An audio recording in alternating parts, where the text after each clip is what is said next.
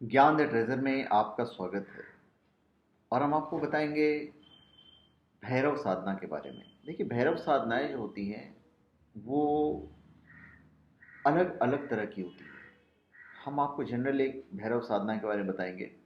उससे पहले हम आपको ये बता देते हैं कि ये बहुत ही चमत्कारिक और खतरनाक साधनाएं होती हैं। सब जो साधनाएं मैं आपको बता रहा हूँ, हमारे भारत में बहुत सी ऐसी साधनाएं हैं जिनका धर्म से कोई नाता नहीं है, और कुछ साधनाओं का धर्म से है।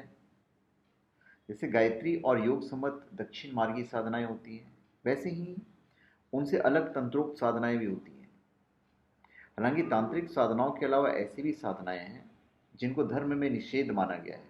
वो आम लोगों के लिए, हमारे लिए और आपके लिए बहुत कम होता है।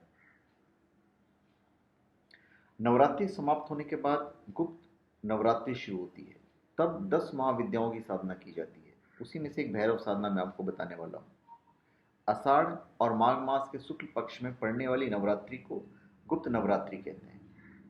तो गुप्त नवरात्रि विशेषकर तांत्रिक क्रियाएं, शक्ति साधना, महाकाली आदि से जुड़े लोगों के लिए विशेष महत्व रखती है। अभी भगवान भैरव की साधनाएं भी कई तरह की होती हैं। उनमें से सबसे प्रमुख जो है वह काल भैरव और बटुक भैरव साधना है। इसके अलावा भी और सी साधनाएं हैं। उग्र भैरव, असितंग भैरव, क्रोध भैरव, स्वर्णाकर्षण भैरव, भैरव भैरवी, बहुत सारे भैरव हैं जिनकी साधनाएं होती हैं। अभी जो भैरव हैं वो भगवान शिव के रुद्र अवतार माने गए हैं। तो तंत्र साधना में भैरव के 8 रूप सबसे ज्यादा लोकप्रिय हैं। वो जो 8 रूप हैं वह संहार भैरव, भीषण भैरव, कपाली भैरव, भयंकर भैरव, क्रोधोन्मत्त भैरव, चंड भैरव, असितांग भैरव और रूरू भैरव। अभी आदि शंकराचार्य ने भी प्रपंच सार तंत्र में अष्ट भैरवों के नाम लिखे हैं। तंत्र शास्त्र में इनका उल्लेख मिलता है, और इसके अलावा सप्तविंशति रहस्य में 7 भैरवों के नाम हैं। तो चलिए हम आपको बताएंगे कि ये जो भैरव हैं, काल भैरव, इनका सिद्धि कैसे की जाती है, या कैसे, किन मंत्रों से इन्हें प्रकट किया जाता है। क्या जनरली कभी कभी इनको बॉडी में बुला लिया जाता है? तो शरीर में बुलाने का गोपनीय विधि मैं आपको बताने जा रहा हूँ, जो तंत्र के साथ साबर मंत्र से नाथमुखी प्राप्त विधान है। ये काफ़ी खतरनाक होता है, इसलिए आम लोगों को ये नहीं करना चाहिए। फिर भी चूंकि हम वीडियो बना रहे हैं तो आपको बता देते हैं। शिव पुराण में बताया गया है कि भैरव शब्द की उत्पत्ति भैभी माधवी अवतिथि भैरव अर्थात भीमादि भीषण साधनों की रक्षा से करने वाला भैरव है। रुद्रालय तंत्र में 10 महाविद्याओं के साथ भैरव के 10 रूपों का वर्णन है। कहीं कहीं 8 रूपों का वर्णन है। और इस साधना से वशीकरण, उच्चाटन, सम्मोहन, स्तंभन, आकर्षण और मारण जैसी तांत्रिक क्रियाओं के दुष्प्रभाव को नष्ट करने के लिए भैरव की साधना की जाती है। और ये जीवन में आने वाले अवसरों अर्थात चांस को सुअवसर में बदलने के लिए संपन्न की जाती है भैरव साधना, जिसको संपन्न करने के पश्चात आप जिस किसी को भी अपनी बात को अपने सामने स्पष्ट करना चाहते हैं कर सकते हैं। यह प्रयोग बालक, वृद्ध, स्त्री, पुरुष किसी पर भी संपन्न किया जा सकता है। भगवान भैरव का जो शाबर मंत्र है, ये प्रयोग कोई टोटका नहीं बल्कि शुद्ध तंत्र प्रयोग है, जिसका प्रभाव तत्काल रूप से देखा जा सकता है। अभी भैरव से संबंधित कई साधनाएं प्राचीन तांत्रिक ग्रंथों में भी वर्णित है। भैरव साधना के बारे में लोगों के मानस में काफी भ्रम और भय है, परंतु यह साधना अत्यंत ही सरल, सौम्य और सुखदायक है। इस प्रकार की साधना कोई भी साधक कर सकता है।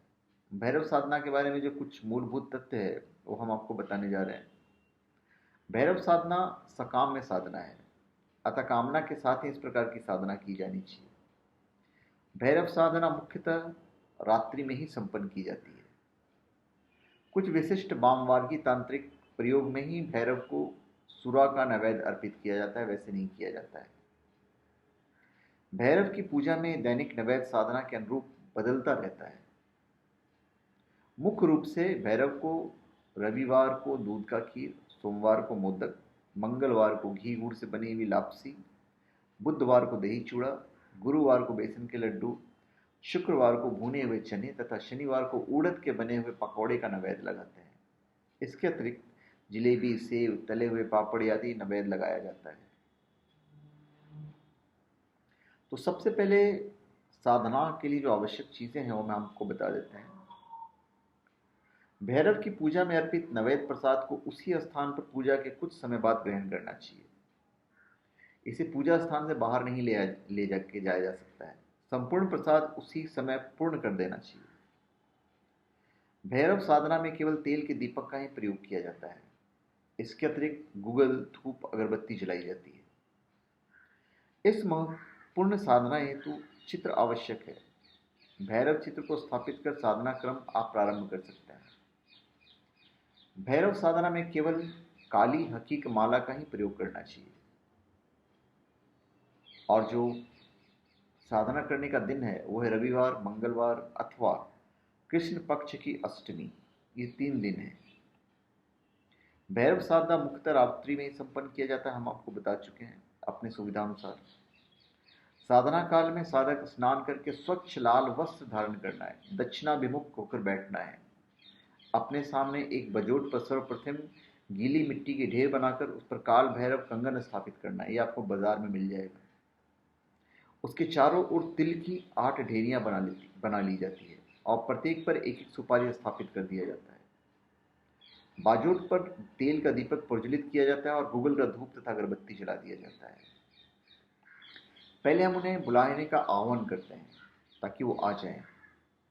जो आह्वान का जो मंत्र है वो हम आपको पहले बता देते हैं। ये सारे मंत्र डिस्क्रिप्शन बॉक्स में लिखे होंगे, आप पढ़ सकते हैं बाद में प्रोनाउंसिएशन के हिसाब से। आया ही भगवान रुद्रो भैरव, भैरवी पते, प्रश्नो भव देवश, नमस्तुभ्यं कृपानिधि। इस मंत्र से हम उनको अपने पास बुलाते हैं। भैरव आह्वान के पश्चात साधक भैरव का ध्यान करते हुए अपने शरीर में सवारी प्राप्त करने के लिए काल भैरव को बुलाते हैं और प्रार्थना करते हैं। फिर संकल्प करते हैं।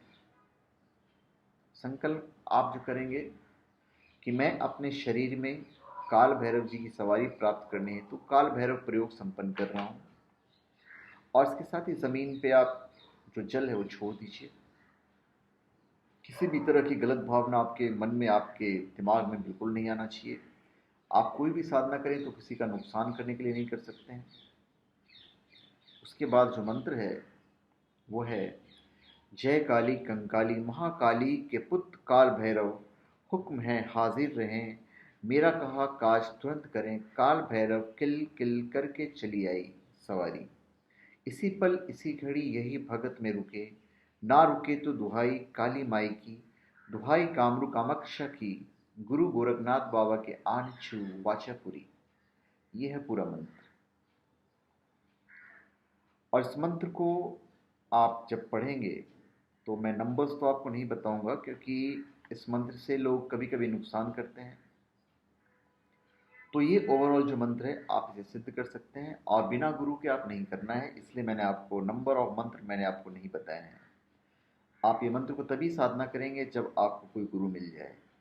बिना गुरु के ये चीज़ें असंभव है। इसलिए हम कितने दिन करना है और कितनी दफ़ा मंत्र पढ़ना ये हमने आपको नहीं बताया है, क्योंकि अगर ये गलत लोग ने किया और गलत चीज़ों के लिए किया तो उससे उसका नुकसान होता है और भारी नुकसान होता है। तो धन्यवाद।